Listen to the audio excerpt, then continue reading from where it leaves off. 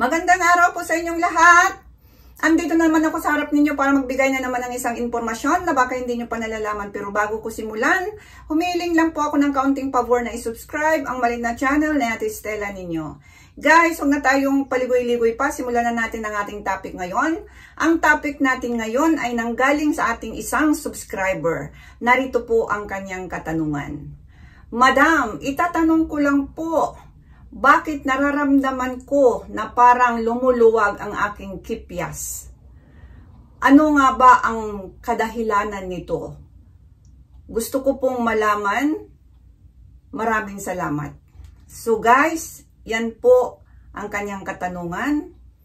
Kung bakit raw parang umaano yung sa kanya. Huwag na natin masyadong anuhin, no? So, disclaimer lang po, ang video na ito ay para sa dagdag kaalaman at edukasyon lamang. Kung may nararanasang kakaiba sa kalusugan, mas mainam pa rin na kumonsulta sa doktor o OB-GYN. So guys, sa usapin ng kalusugan ng mga babae, may isang tanong na bihirang pag-usapan, pero madalas iniisip ng marami. Bakit may mga pagkakataon na kahit anong gawin, parang hindi na bumabalik sa dating sikip ang maselang bahagi? So, totoo bang may mga dahilan kung bakit ito hindi na bumabalik sa sikip? So, ang sagot, oo.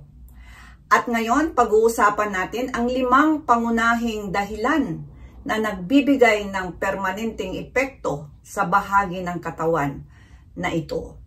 So guys, sasagutin natin ang ating subscriber sa aking pagsaliksik ng iba't ibang impormasyon. So number 1, matinding pagkapunit sa panganganak o sa panganganak ng 3rd o 4th degree tear na tinatawag.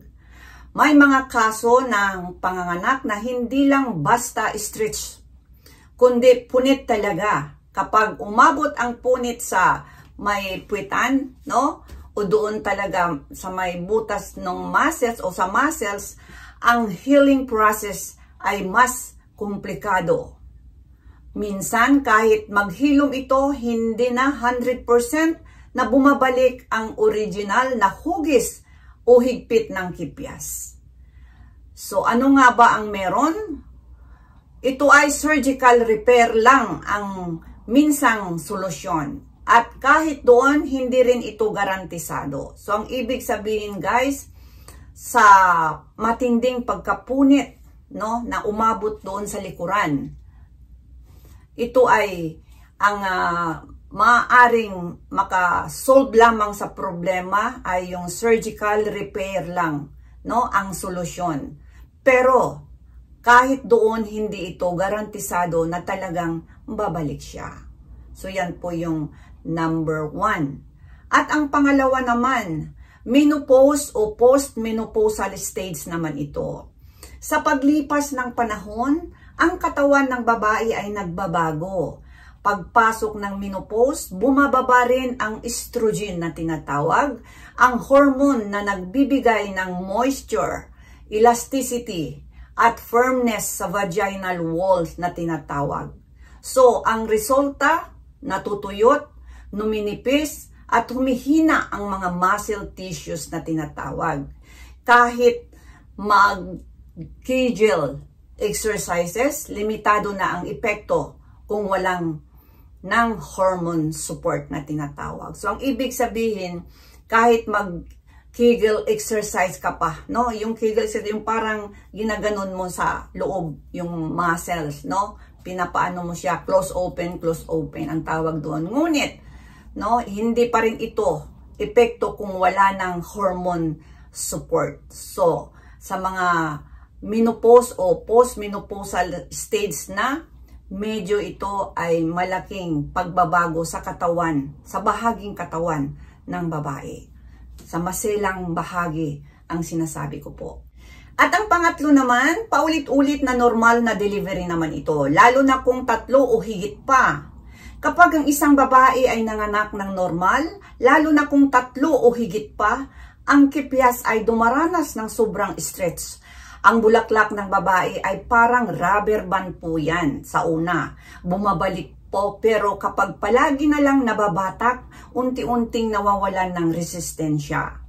At bawat sunod na anak na humihina ang pelvic support hanggang sa mahirap nang ibalik sa dati. So ang ibig sabihin po guys, yung paulit-ulit na normal na panganganak. So, ang ibig sabihin kapag hindi ka cesarean, kasi pag cesarean, walang problema doon. So, hindi po yun na nagagalaw, ano? Ngunit, mas karamihan kasi yung normal talaga ngayon na nagde-deliver sila. Kaya, yun po, yung paulit-ulit na lang. Yan po yung number 3. At ang number 4 naman, tinatawag na pelvic organ prolapse naman ito. Isa ito sa pinakaseryosong kondisyon. Kapag bumaba na ang mga organo sa pelvic area, gaya ng matris o pantog, dumidiin ito sa vaginal wall. So, ang pakiramdam, parang may bumabagsak sa ibaba. Ang epekto, pagluwag na hindi basta-basta marisolba ng simpleng exercise lamang. Sa ganitong sitwasyon, kadalasan ay kailangan ng medical o surgical intervention. So, ang ibig sabihin, kapag ito ang nangyari, yung tinatawag na organ prolapse, no? Hindi ito basta-basta nare-resolba. Dahil kailangan na ng medical o surgical intervention na tinatawag. So, yan po yung number 4 na isang dahilan na bakit hindi na bumabalik o lumuluwag kaunti. So, ang panglima naman, pangmatagalang pagwawalang bahala sa pelvic health naman ito. Ano bang ibig sabihin? Kung sa loob ng mahabang panahon na walang pelvic exercise, walang tamang lifestyle, at laging stress ang katawan, unti-unti itong nawawalan ng suporta, kaya hindi na basta-basta marirestore ang dating tightness o sikip nito. So guys, ang panglima natin is yung hindi mo na naasikaso, pagwawalang bahala sa matagalang oras, no?